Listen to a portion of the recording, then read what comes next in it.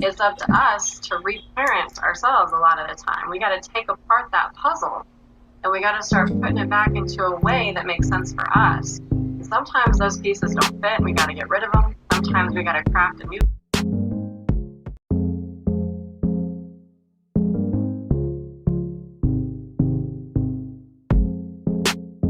And before we were on camera, right, you and I were talking, this was actually a phone call we had yesterday about how passionate you are about putting systems into place.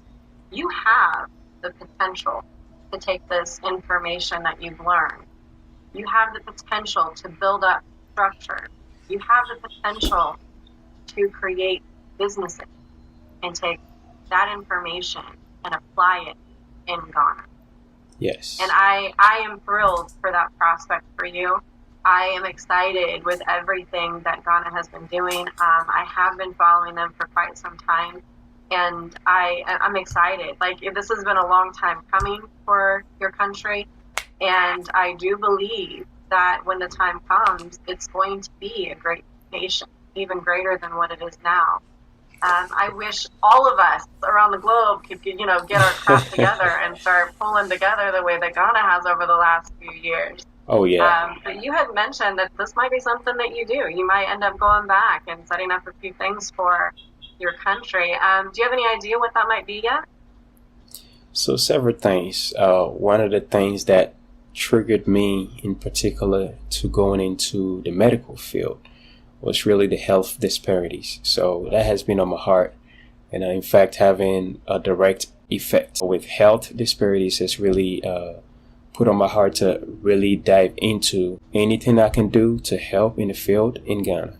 So one of the things that I put on my 10 plus year plan, I would say 10 to 15 year plan, is to develop a system, have a health center in Ghana, a health center with some renowned medical professionals to be helping. And I would be having also an outreach program where potentially I'll be networking with different doctors that would travel to Ghana to help when they can, just to give back, especially in a rural area where healthcare is unfortunately not the best there. I believe that is going to be a great way I could impact, and also helping develop a non-for-profit so that I can really sponsor that journey that I have.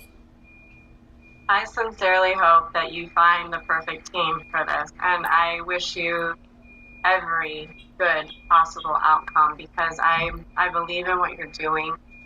There's definitely a need. I want you to succeed. I want you to take this on. I want you to be empowered. I want, you to be lifted up. I want people to get on board, because here's the thing. We need to create these networks. We need to create these tribes of people who are passionate about change. If you've got to live on this planet for as long as we do, you might as well be doing something productive.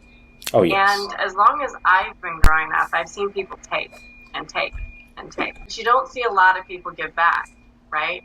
Because we were programmed that we need to go to school. We need to get a job, stay in that job, be loyal to that company for as long as we can, ride that out, get retirement, pension, whatever. And then the rest of our days we can sit on our porch with our white picket fence and just watch the sunset. And that's another one of those analogies about, the American dream. Mm-hmm. And that's garbage too. I really believe that the new American dream has to be about us pulling together, not just as a country, but as a global family, to really enact these changes and to do away with the old systems. We got to call out people on their crap. We've got to disempower them, and we've got to step up and say, hey, no more. We're done. We're done following. We're done following bad leadership. We're done subscribing to a certain type of ideology. It just doesn't fit. And so I applaud everything that you're doing. Those of you who are watching this program, those of you who are listening to this program, you might have something else of interest. Reach out. It was not difficult to get his attention. He is really good at responding to people, even though he does have his hands on a million things. He's still very much connected to that humanality concept, which I absolutely love. Please don't ever lose that. Do Yes, not thank become you. bitter and harsh and start blocking people out, Oh, because not at all. that's how we lose opportunities, right? Like we've got to stay Yes, open to just about everything. yes. Your other businesses are great too. Did you want to talk about any of those? I mean, I mentioned the fashion one, but Yes, so micro business that I have is a means to an end of something or the beginning of something else. So for Pep's World, which is my own personal brand, what I do is the idea behind that is that sending a message to people out there to get inspired. So if you could tell, if you get on my website, you see a lot of my apparels have messages on there about dreams and stuff like that. I have some new releases coming, and the whole idea is not just to be wearing an ordinary shirt, because you could just go to Macy's or Target to get a shirt, right? But what I do is I have some great inspirational message. What I've decided to do is to inspire the youth, right? From going into high school and even college, to inspire them that you can be whatever you want to be. Once you find the right opportunity, or once you find the right lead, you're gonna have to make use of it. So what I'm looking to do is to use that brand, my personal brand, to inspire the people, not just in New York, although it is rooted in New York City. It is a message that goes out to anybody outside of New York City, right? Because of my challenge of not having opportunities, I needed that motivation to push me that, hey, I shouldn't be limited by my beliefs now, but be looking into the future. What I mean by that is that I should not be limited by my mindset, because mindset is everything, right? And of course, communication is key. Communicating through inspiration, like a video. You can go on YouTube and find videos of inspiration. That's a form of communication that inspire, motivate people. And so one of my other form of communication is utilizing my brain to tell a story, using my life as a story to tell people to get inspired. So if you well, don't it's like, very professional. Like even the pictures and the videos and stuff that you have done, it's very well put together. I was impressed, and this is something that I'm starting to do as a living, right? So I'm looking at this and I'm like, he knows his yes, stuff. Like you know how to catch a person's eye. You know right, what's appealing. You know what drives people, and that's really really important. And I think yes, that's really going to drive your fashion line, because I don't like shopping on what's on the rack, right? It's not unique enough. Everyone's wearing it. It's not. It right. doesn't fit my fashion style. It doesn't fit my sense. It doesn't fit my ideology. That's true. But what you're doing does, and I think that's important.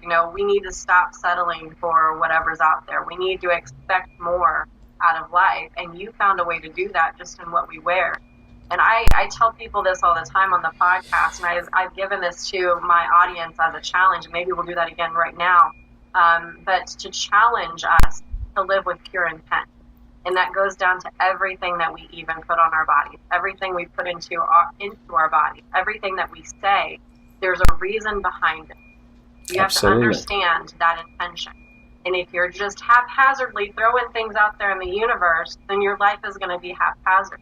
Mm-hmm. And it goes down to the smallest little detail. Yes. And that goes with what we're wearing too. If you're going to Walmart in slippers and sweatpants, we need to talk. Yes, yes. We need to have a conversation. So. Yes, that's true. So, you just got to find a way to inspire. Sometimes it's not necessarily just talking out of like vocal, but what we wear, if you have a message on there, inspire. I had a shirt on yesterday that says Operation Impact. Be the change. The message is to be the change, and that's the impact that we make. So something like that. I didn't necessarily have to say it to a person, but that message on the shirt inspire a person. You never know. That one line or one tagline could impact somebody's life for the rest of his life. And it's a ripple effect. If that person is being impacted, there's a chance he or she is going to impact somebody else. That's right. Absolutely. Absolutely. And just think Yes. too, like if you'd have just worn a plain shirt with nothing on that, no one would have even thought about it. But like you said, you don't know who's watching. You don't know who's paying attention. It's a lot like, we go through life and we try to help people because we're good people. It's what we do. It's in our blood. It's in our DNA. We want to see people succeed. We help them. But at the end of our days, we may never even realize the type of impact we've had on a person. And that's okay. That's not why we do it. The fact is we show up. Yes. We show up and we contribute. And that is what's important. And that's what your line of clothing does. It doesn't even have to be aggressive. It doesn't have to be in your face. It's just there. It exists. Right on, right on. Everything has to be in modulation. You can't do too much or say too much. It turns people away sometimes. You just gotta, give it enough is just enough. We give just enough. And sometimes that's really all it takes, right? So, somebody could have been having a bad day and saw that and it's like, you know what?